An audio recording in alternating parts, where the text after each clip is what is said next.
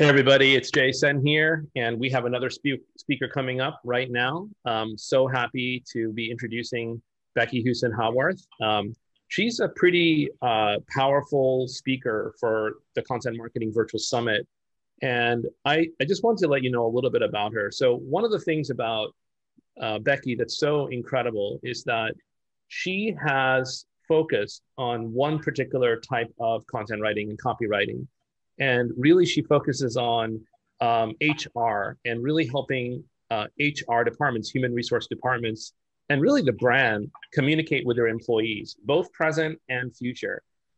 So it's a really interesting perspective on copywriting to have such a clear focus. And what makes her qualified for this is that she was an actual HR professional before. So it's fantastic to see her approach and just have her share her journey and talk about specifically, the real details of creating and crafting a great HR communication program. And so her talk today is going to be how can companies build a better employee experience with good HR copywriting? And she is coming up with her slides. So you can share your slides, Becky, and I will get out of the way and you can do your talk. And it's going to be great to have you speak. Great. Thanks, Jay. Okay, I'm just going to share my screen here. Thank you, doke. Have you got that okay? Looks great. Yeah. Yeah, I think you can put it on present mode. Oh, yeah, got you. That always helps, hey? Okie doke. So thank you for that kind introduction there, Jay. So I'm just going to tell you a little bit about myself.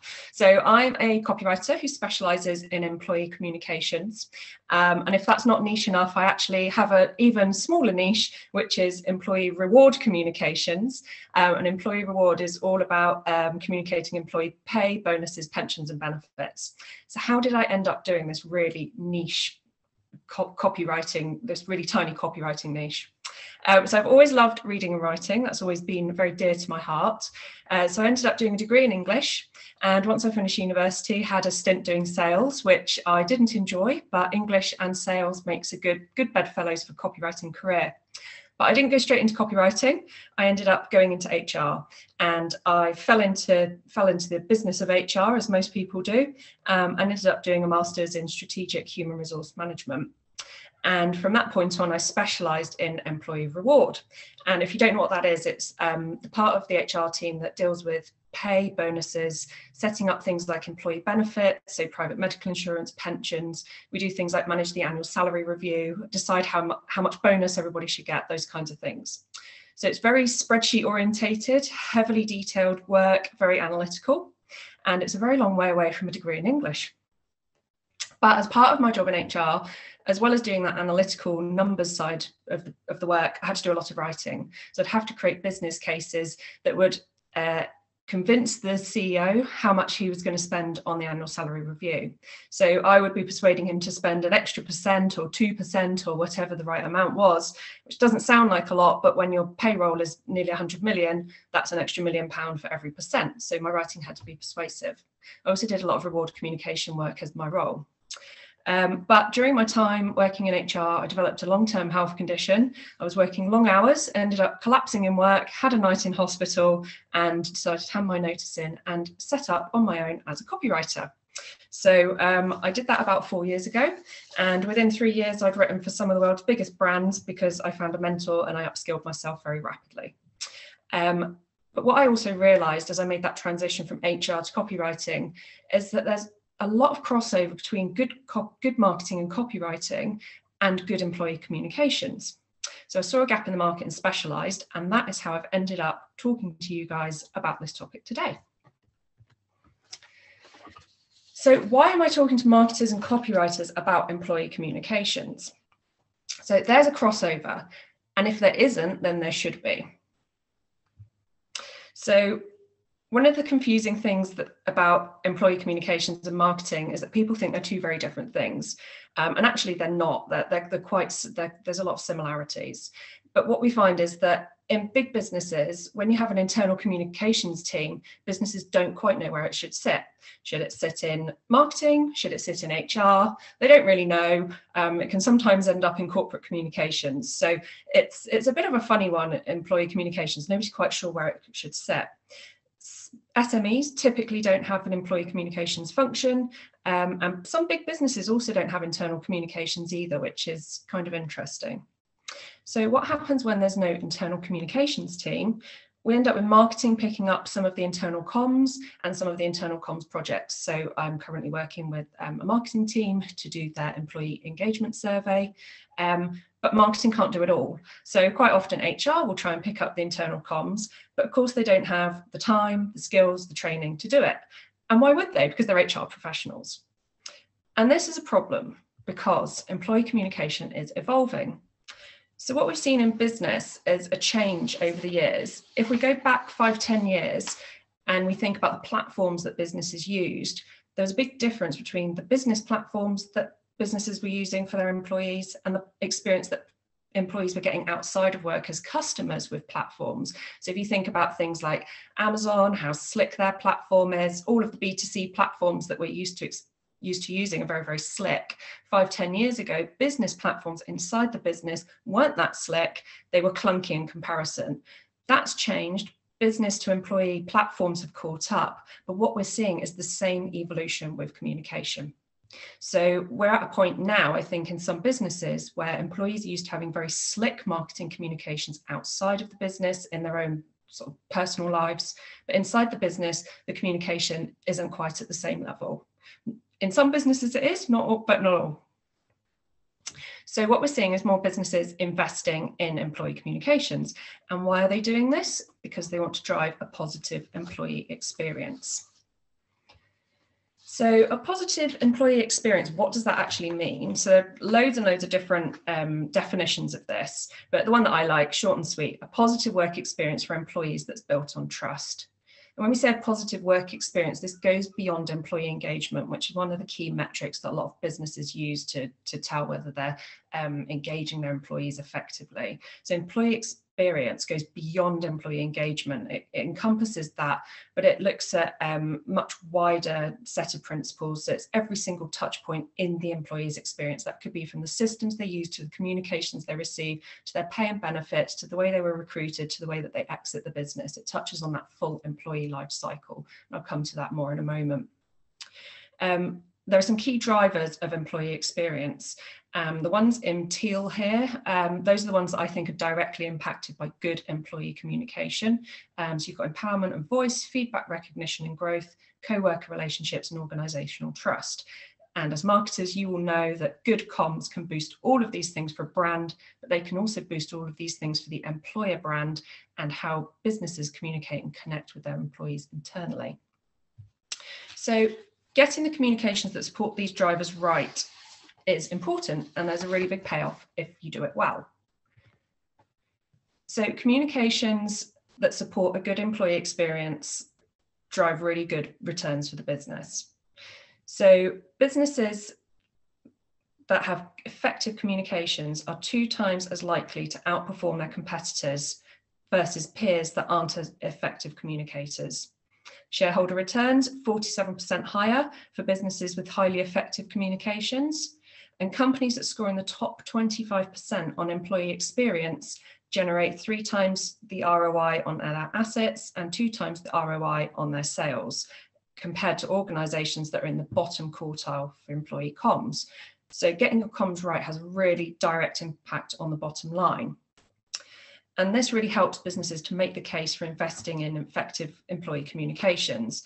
And in my view, the way to drive effective communication is to steal from marketing, to employ some of those marketing and copywriting tactics that are so effective for customers.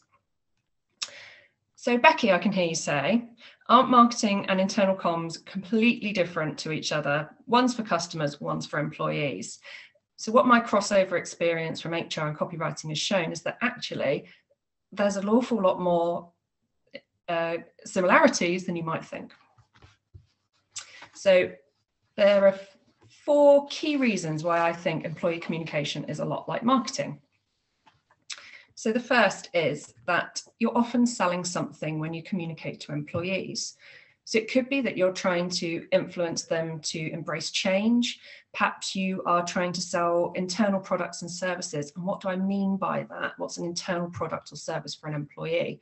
So businesses spend a huge amount of money on recruitment, retention, on their employee benefit package, their employee reward package. So employee bonuses, if you've got hundreds of employees, thousands of employees, you're looking at millions of pounds in bonuses. You'll spend hundreds of thousands, if not more, on employee benefits. And if you don't communicate those things to people, it's like having a service or a product that you don't market to your customers. It's exactly the same for employees internally. Businesses also need to align people with their mission, vision, values, ensure that their employees are performing in the right way, in a way that drives profit for the bottom line.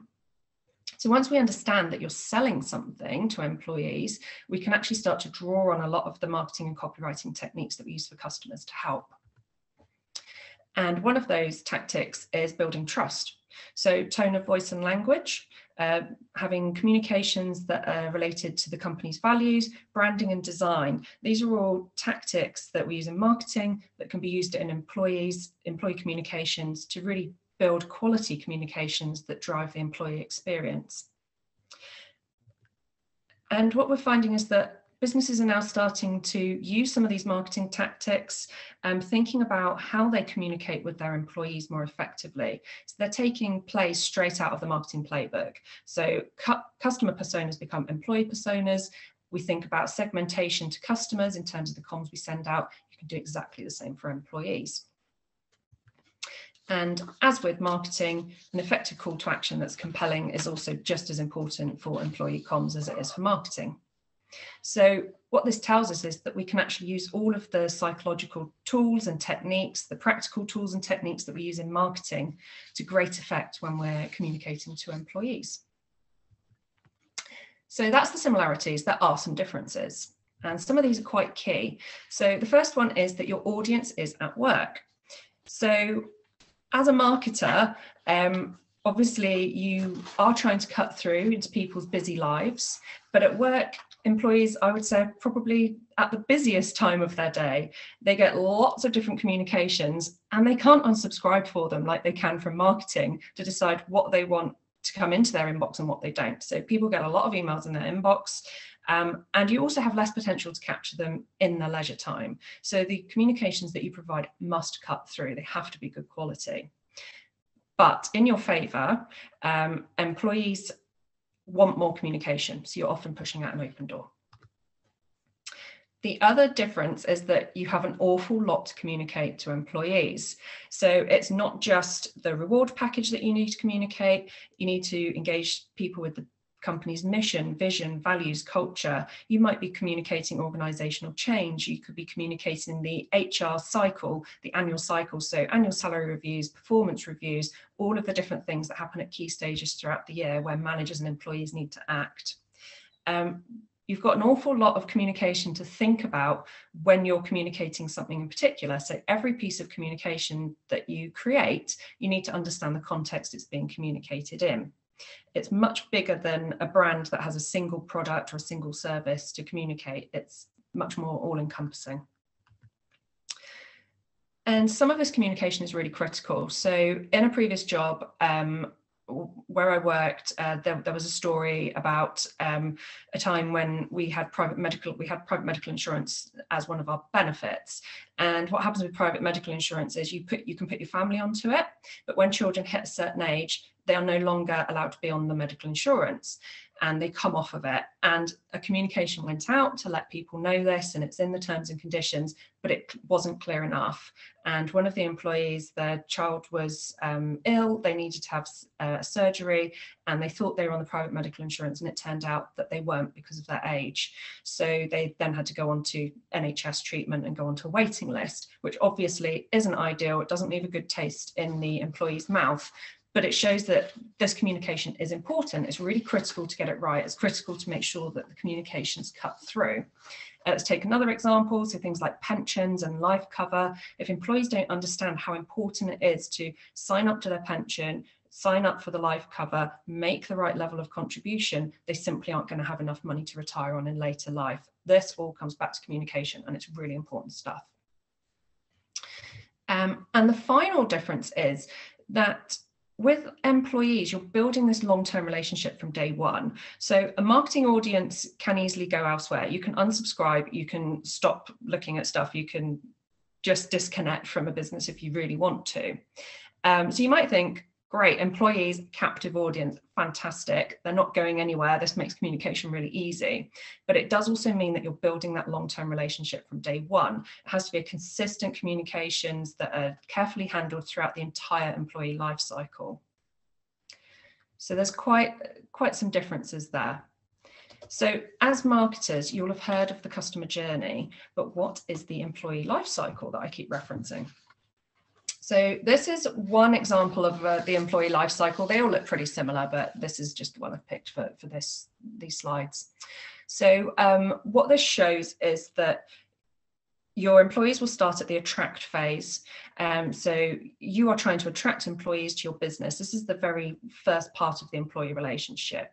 You then hire them, onboard them, going around to the right, develop them as they come into the workplace. You want to engage them, retain them, keep them with the business, make sure their performance is good. It's driving through the performance that you need for your business to succeed. You want to recognize employees, and then there's a transition stage at the end, also called exit sometimes. So this could be where an employee either leaves the business, they could retire, they could be made redundant, they could leave their job, or perhaps they change to a different job or a different department within the business. So this is a kind of a life cycle that an employee will go through. Of course, at each of these different stages, there's a cost for the business. So there's the cost of HR department itself, the cost of recruitment, the cost of turnover. And there's a really excellent paper on this by Oxford Economics.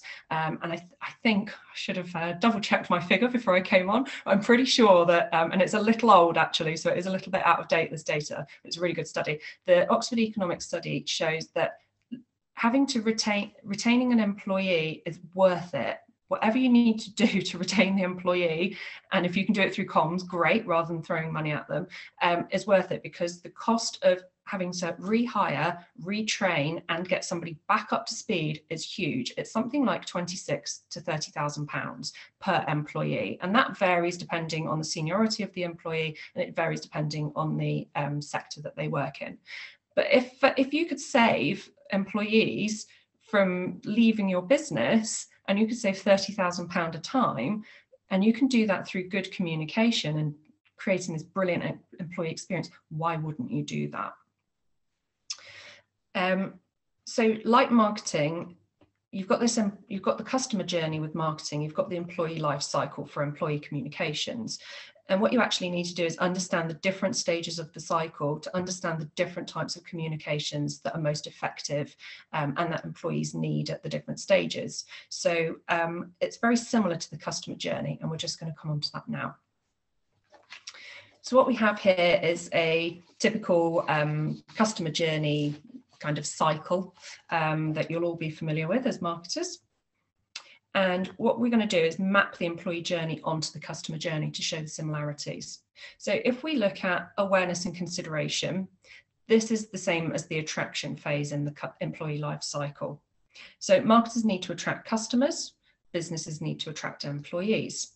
And you can see the different channels here. So it's very similar channels. You'll be using word of mouth, you might be using print ads to put out job descriptions and job adverts, paid content perhaps, email, search, all of those things are actually very similar. So there's similar types of content for attracting employees to businesses. The purchase stage is the higher stage. So as a marketer, you're finding the right customer for your business and giving them enough reasons to buy from you. As a business, you're finding the right employees for your business and giving them enough reason to want to join you.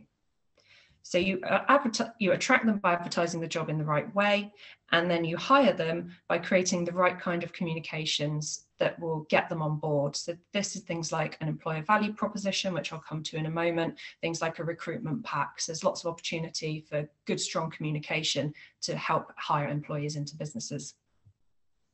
The next stage, advocacy and loyalty. This maps onto the employee life cycle, because we talk about advocacy and retention, two major measures of employee engagement are what employees say about a business and their intent to stay with a business. So these things, although important for customers, are also equally important for businesses and employees. And then we get to the next stage on the employee life cycle, which is the exit or the transition stage. That's quite often not included in these marketing customer journeys. Maybe it should be, to sort of put it front and center. But employers want to try and retain good employees when they leave. There are opportunities to do this, again, through the way that you present the package, the way that you present the business. Ideally, you want your communications to be so strong that by this point, employees are not looking to leave or looking to transition. But if they do leave, then as an HR team, you find out why with exit interviews, and you can use that information to feed back into your business and to maybe perhaps change the communications or change the way that you behave towards employees. So what we can see is that although we've got a customer journey and an employee life cycle, you're doing the same things with employees at different stages of the life cycle as you are with the customer on the customer journey. And that means we can use similar tactics in employee communications as we do with marketing. And we can use similar channels too.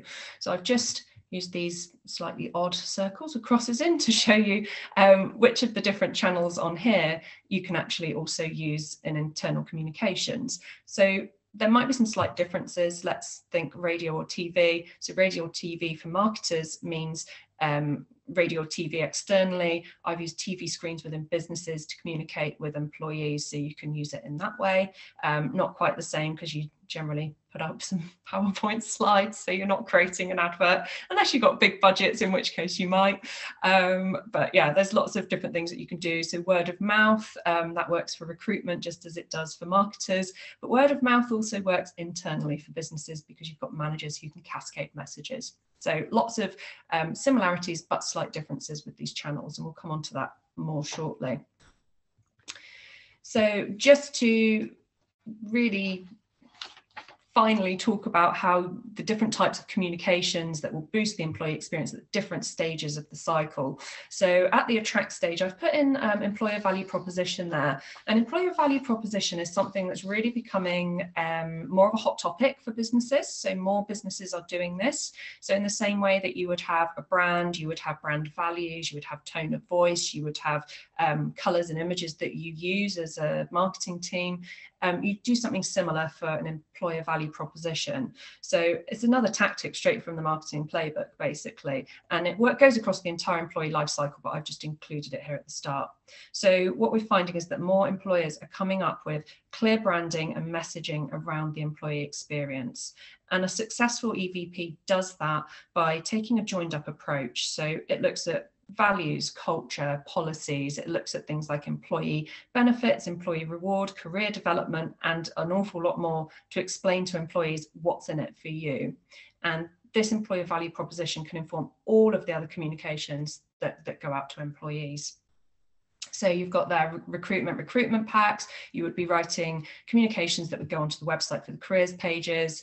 Again, loads of comms you can do to engage and retain employees. So two-way communication is really important. So employee engagement surveys, forums, social media posts. So that would be enterprise social media, like Yam as an example, where you've got comments open so you can get feedback from employees.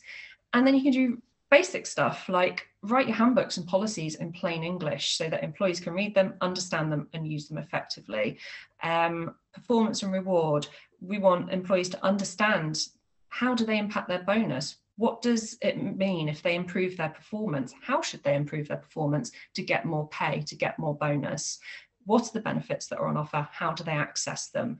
These are all the different kinds of comms that help to boost the employee experience. They make employees feel supported, understood, and cared for. There are also some other key types of communication that go outside of this employee life cycle.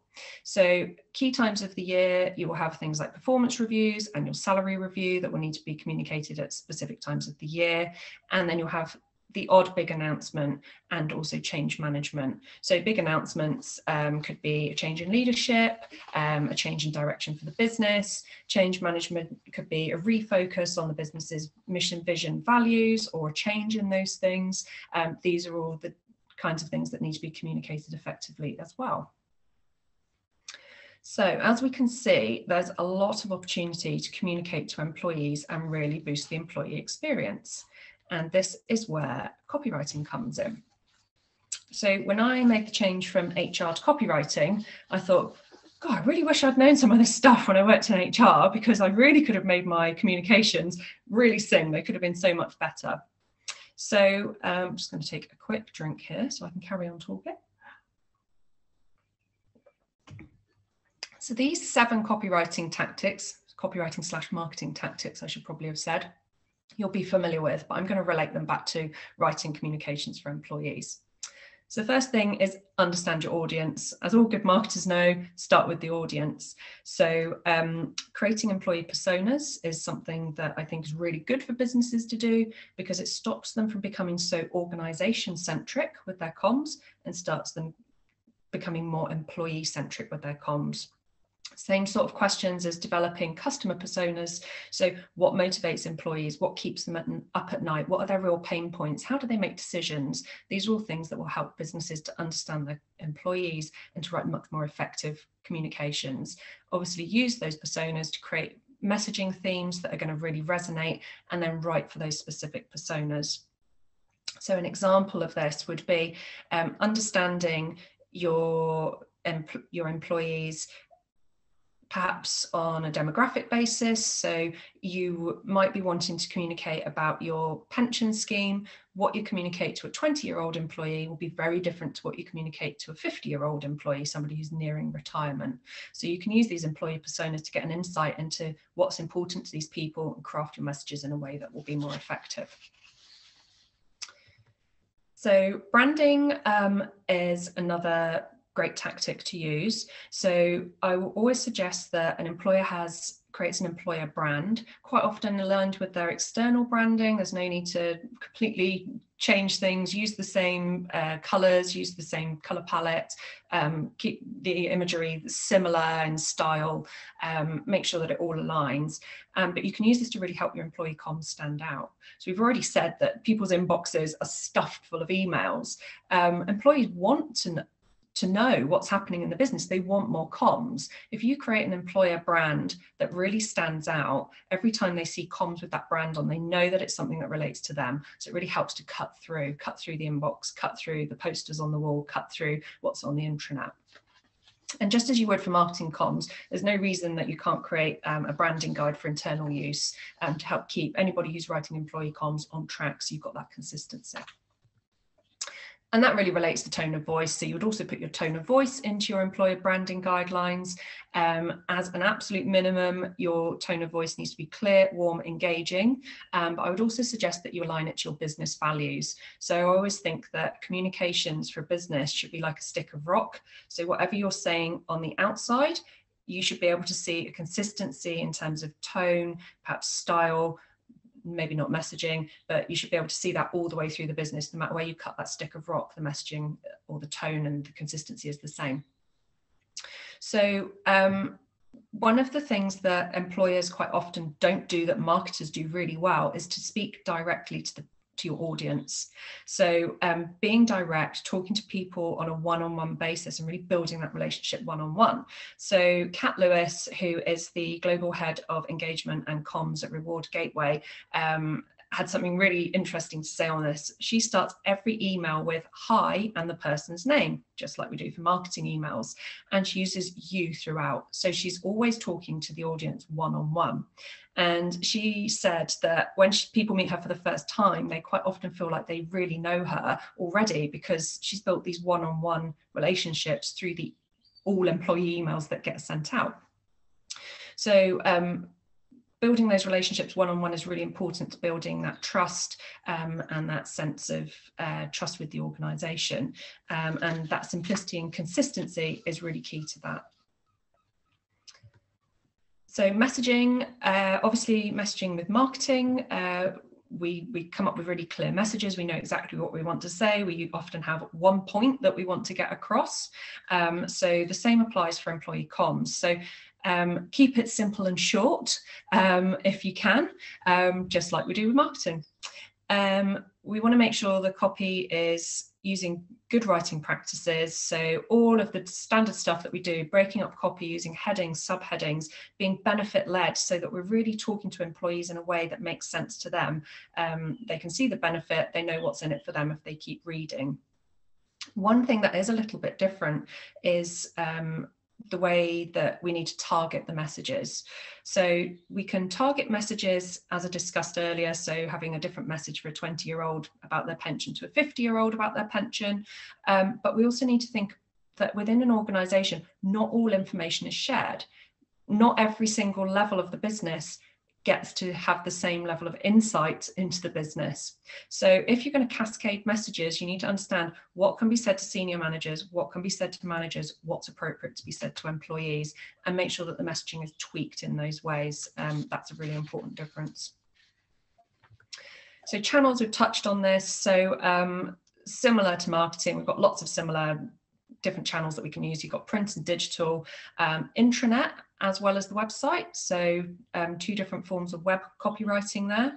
Internal social platforms, so like that enterprise social, face-to-face. So manager talking point documents are really good to support managers with the conversations you want them to have with employees in their team meetings. That's a little bit different to something that you perhaps get in marketing.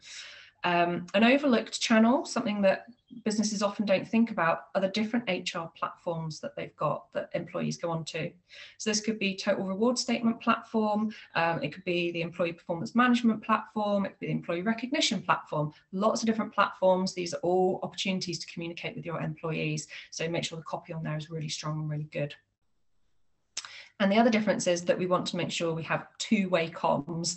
It might not be a difference to marketing. You obviously want feedback from customers, but this is really important for employees and needs to be embedded in the channels and the messaging. So surveys, social blogs, making sure you've got forums for employees to give their views so that you can take that information back and include it in your comms. So something that marketing is very good at is measuring the effectiveness of communications and adapting the communications so that they're even more effective. So it's that continuous improvement. So for HR communications, you can use quantitative, never easy to say, and qualitative data. Get the mix of those. So these are going to be different measures to what you would use in marketing. So quantitative could be similar things like intranet site hits, time on page, email open and click-through rates. They're all sort of fairly common things. But you might also want to look at HR program participation and use. So say you spend £500,000 on private medical insurance, or £20,000 on an employee assistance program, you know, one of those ones where people can phone up and get support for mental health issues, legal issues, financial issues. It might only be £20,000 compared to a couple of million for your bonus, but you want to understand, are employees using it? So you want to see, are people participating in the programs? Are they signing up? What's your usage like? And that's really important. So you can measure, are you moving the dial on sign up rates from here to here with your comms? Qualitative information, so this is really from your two-way feedback, so employee feedback from surveys, focus groups, social media, making sure that you've got that information and that feedback to make your communications even more effective. So last but not least, this is something that marketing teams do really well. They know that they need specialists to write, so they hire them. Businesses can do the same. So create an internal comms role in the team is one option. Train the HR team up to be better writers, give them the skills that they need. That's another option. Or source external support, or do all three, whatever works best for your business. So just coming to the end here. So just a quick summary then. If we think back to the drivers of employee experience, let's just quickly talk about how do all of these different copywriting tactics drive the employee experience. So we've got understanding your audience.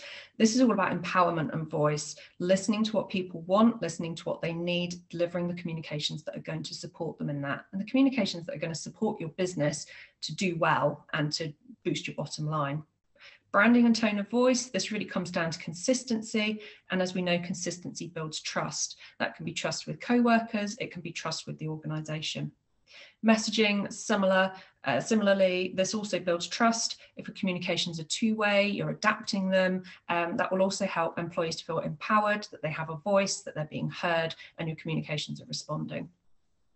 Channels, this is more of a tool, but use them effectively to get that two-way communication in, continuously improve your comms, and you're going to build that empowerment, voice, and trust again. And then measure and adapt, similar. This is all about getting that feedback, understanding what's working, making sure that communications are really spot on, that they're actually cutting through, they're meaningful, useful, supportive, and that they resonate better with employees. So building the right team, that really, if you've got the right team and the right skills, you write the right communications or create the right communications that are going to deliver all of those 6 points above and drive the employee experience through those drivers on the right-hand side. So do all of this, and you're going to help your business create the compelling communications that will help them outperform their competitors and boost their ROI and the shareholder returns that they want to see. But before I go, I just want to leave you with one final thought. So would your business make a major change to your products or services or the way that you operate and not tell your customers? No, of course you wouldn't. But businesses do this all the time when they fail to communicate effectively to their employees, which presents a massive opportunity to enhance communication, boost employee experience, and drive even better business results. Thanks. So I'm back on with you, and I just want to say a few words together. You can press the stop share button. That'd be great. And yeah, we'll both be back on together. So the first thing I would like to say, thank you so much for all the people listening and who have just participated in hearing Becky's talk. If you own a company and you're considering what are your competitive advantages, I think Becky's an amazing resource. So I'm so glad to have her as a speaker here and encourage you to get in touch with her. We'll have some links as well, so you can reach out and connect with Becky. The other thing too that really struck me that I loved about the talk was that, a lot of companies and businesses realize that to attract customers is a competitive set. You don't think about attracting your customers in a vacuum without competition. But the reality is that's exactly the same. And people know that for your most talented workers, it's also a competition. And having a systematic and sort of consistent way of approaching communication with your talent is a competitive advantage, can be a competitive advantage or a disadvantage. So it's one of those things I think that is an advantage in part because a lot of people overlook it. And so if you know that this is something you can do to attract the talent, that talent's going to give you the advantage against all the rest of your business. I just think it's a hidden weapon. And I think it's really cool to have Becky come on and share her experience with us. So thanks again, Becky, for such a thoughtful talk. And I'm so glad that you were a speaker at the conference today and look forward to having you back in the future as well. Thanks, Jay. Really appreciate it. So for everyone listening, the next talk's coming up shortly. Stay tuned in and make sure you write into the comments what you liked most about the talk you just heard and how you're going to put it to work in your business or in your writing career. Okay, see you in the next talk. Bye, everybody.